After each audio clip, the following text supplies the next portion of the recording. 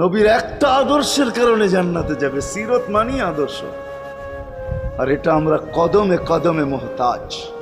কেননা এই ছোট জীবনটা যদি গ্রহণযোগ্যতা পর্যন্ত পৌঁছাইতে হয় আল্লাহর কাছে, চাই নারী হই, চাই যুবক হই, চাই বৃদ্ধ হই, যেই মানুষই হই না কেন, যেখানেরই হই না কেন, যেই বাসারই হই না কেন, যেই বর্ণেরই হই না কেন, যেই পেশারই হই না কেন, যেই সোসাইটিরই হই না কেন, এই জীবনটাকে যদি গ্রহণযোগ্যতা পর্যন্ত পৌঁছাইতে হয় কার কাছে? দুনিয়া আলাদের কাছে না, মালিকের কাছে, যিনি এক ফোঁটা পানির থেকে অস্তিত্ব দিছেন, যার কাছে আবার আমাদেরকে ফিরা যেতে হবে।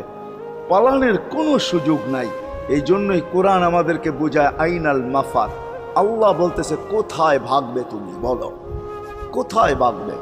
কবির কথাই সত্য, যদিও নাকি পালাও তুমি আকাশেতে লাগিয়ে সিঁড়ি, সিঁড়ি লাগাও যদি আকাশ